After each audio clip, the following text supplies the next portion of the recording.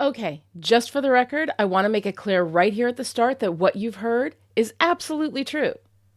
Scythe totally matters.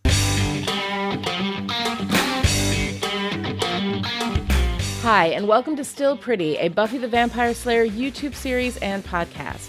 I'm story expert Lani Diane Rich of Chipperish Media, and we are here today to talk about End of Days, the 21st episode of Season 7.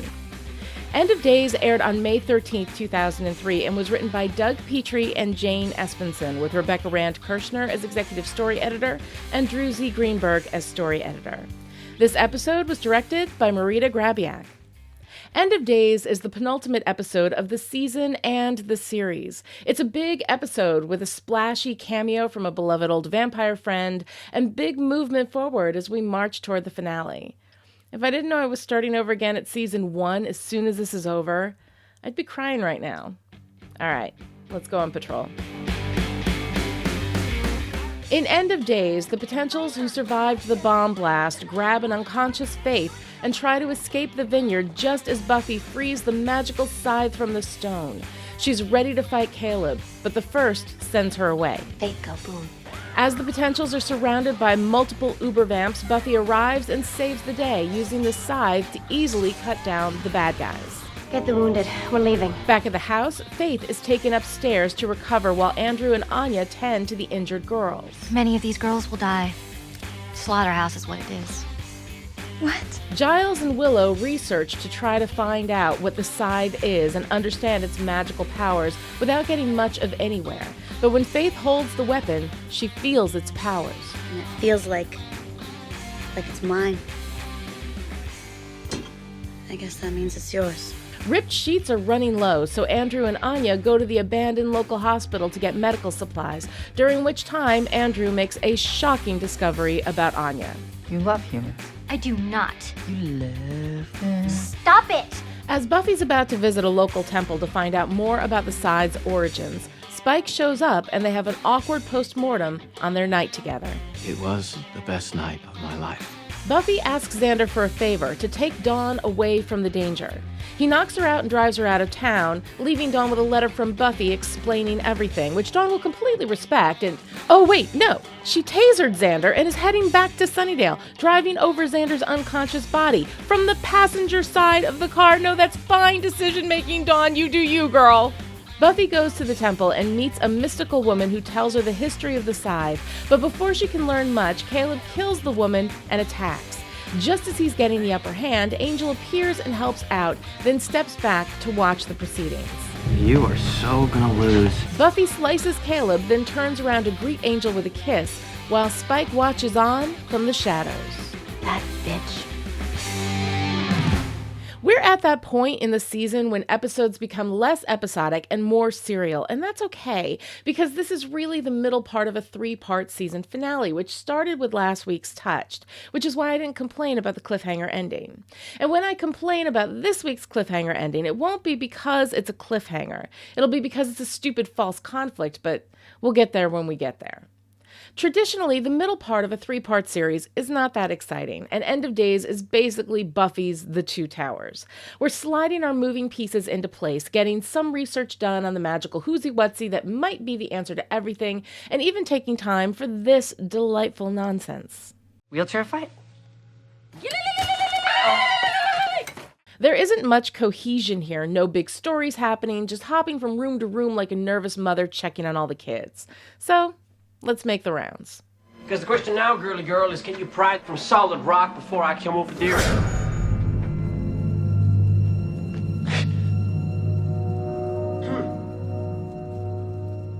Darn.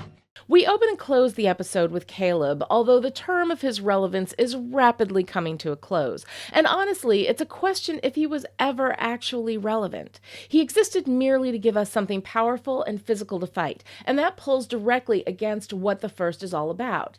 Being inside, a psychological enemy from within. Here we have this great opportunity to give Buffy something to fight that isn't physical, and then we make it physical, first with the Uber Vamp, and now with Caleb, as the first watches on, and honestly, doesn't do much but evil cheerlead and be distracting, like it did in Touched.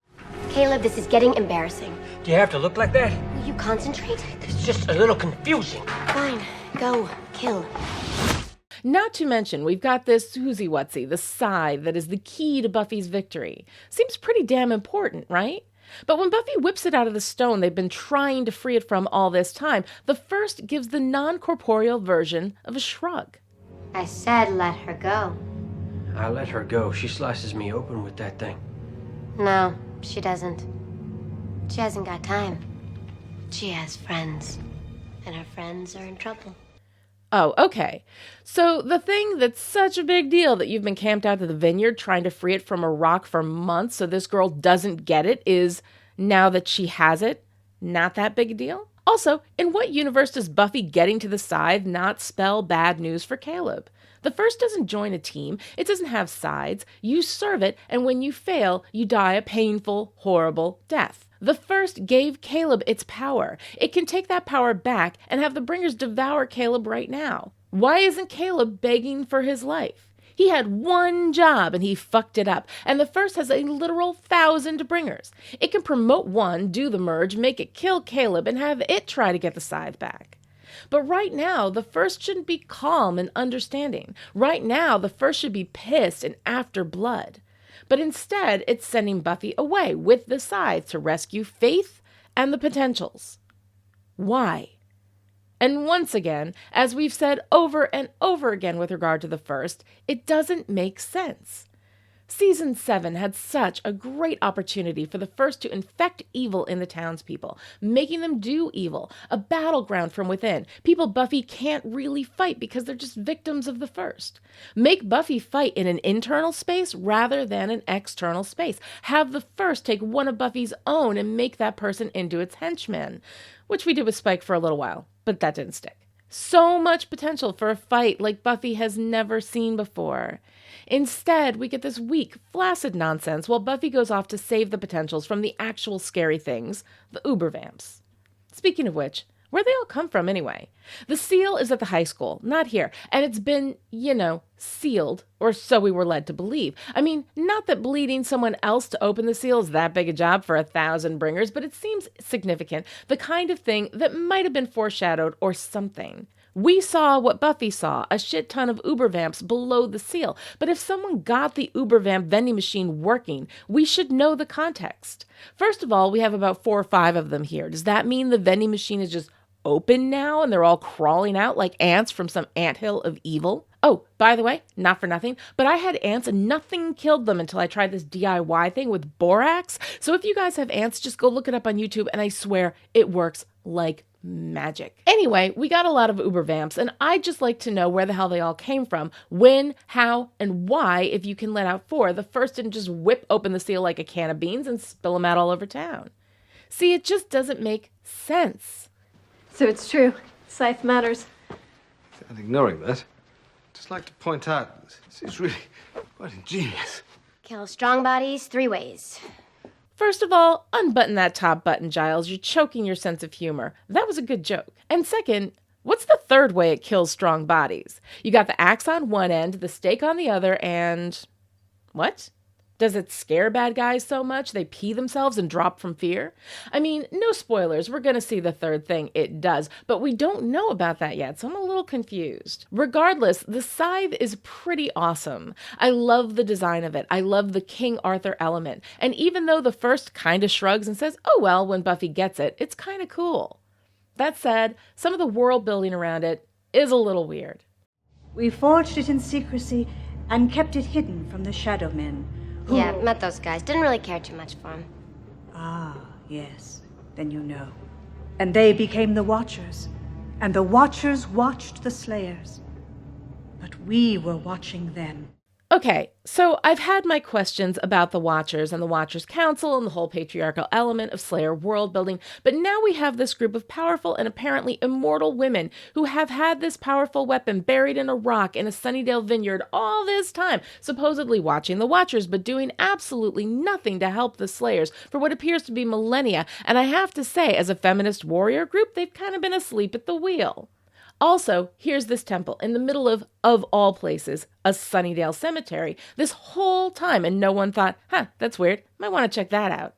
And what has this lady been doing all this time? Playing Angry Birds? Watching the Watchers but not doing anything to combat their patriarchal bullshit? It's all cool until you think about it, and then you're like, Gloria Steinem would have never co-signed this crap. Not to mention, we've got this woman who has been hanging out in this temple forever just waiting for an apocalypse that passes the qualifying exam for being apocalypsy enough, which apparently the Master's return, Akathala sucking the world into hell, the mayor becoming a giant snake, Adam doing whatever it was Adam was doing, Glory opening up a portal to an evil hell dimension, and Willow destroying the world, all failed. All that was not a big enough deal for this woman, and she's not even important enough for her to be given a name.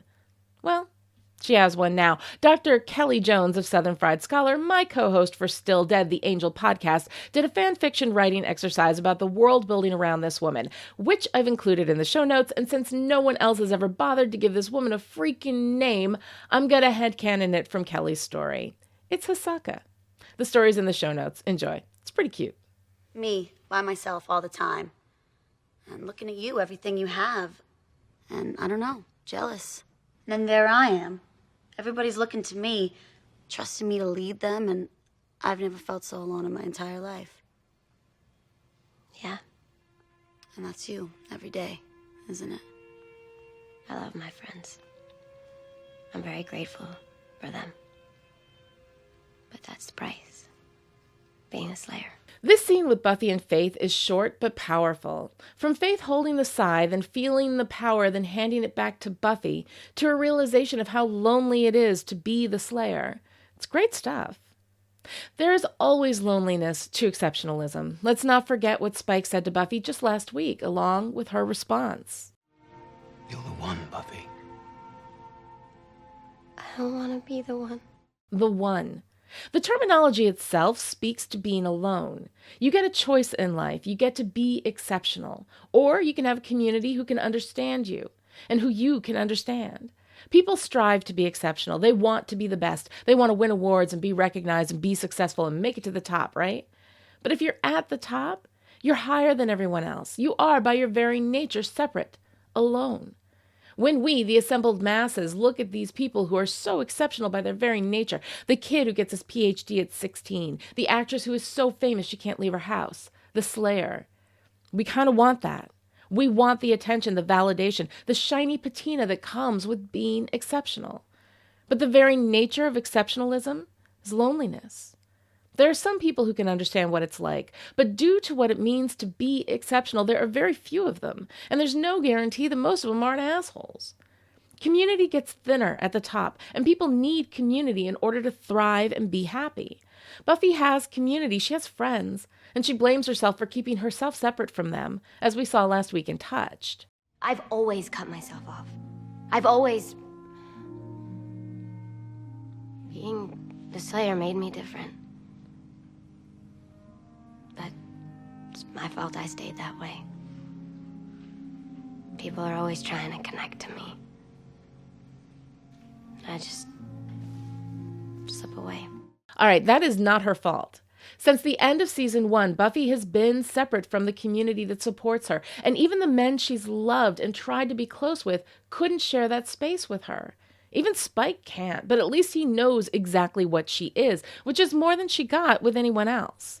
Except maybe Angel, but he left her to give her a chance at something she could never have anyway, a normal life.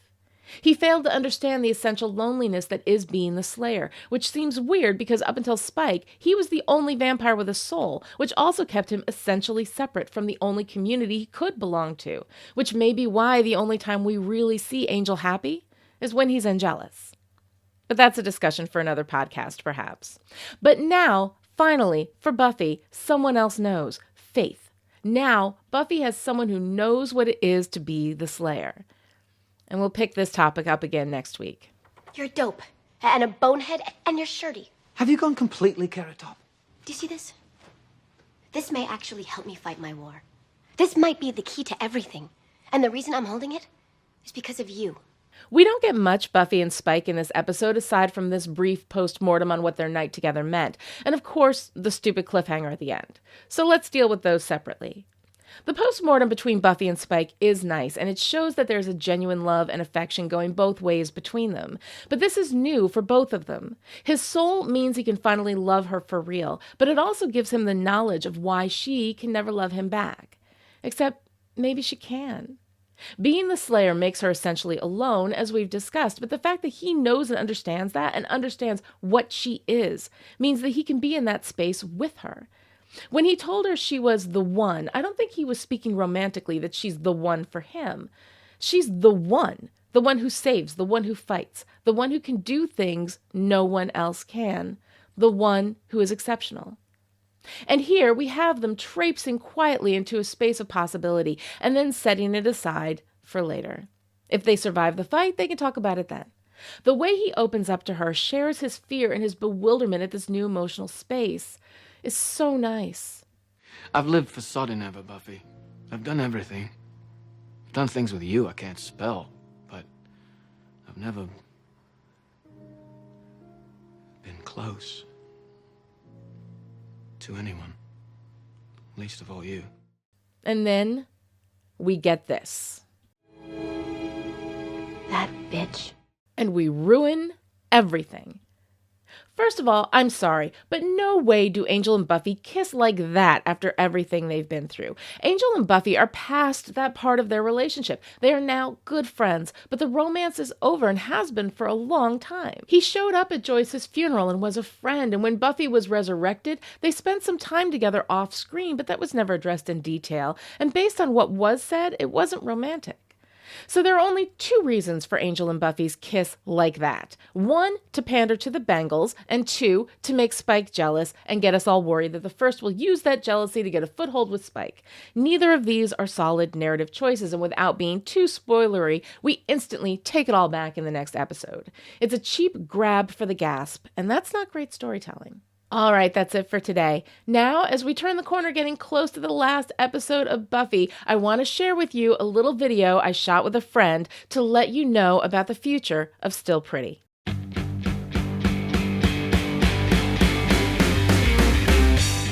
Hi, welcome to Chipperish Media. This is Noelle LACROIX, who is my new co-host for the new Still Pretty. You want to tell the folks about Still Pretty? Yeah, Still Pretty is going to start over season 1 on May 31st. It's going to be a traditional conversational podcast, so you won't be able to see our beautiful faces, but we will be starting back at the beginning, and we're going to get into some really exciting stuff.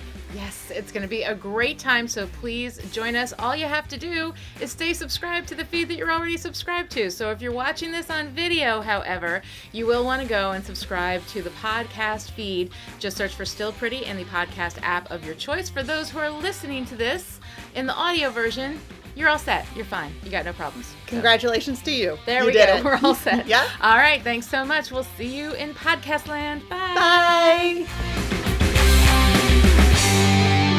All right, as we said, we're starting over from the beginning with Still Pretty as a conversational podcast. So if you're not yet subscribed to the podcast feed, search for Still Pretty in your podcast app of choice. But don't unsubscribe here at YouTube. There are also some plans in the works to continue doing some video work with regard to Buffy. And here is a quick clue about that.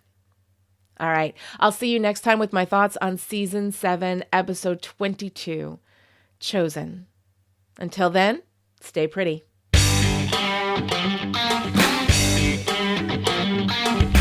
Still Pretty is a Chipperish media production and is entirely patron-supported. To find out how you can keep us in production, visit patreon.com/Chipperish.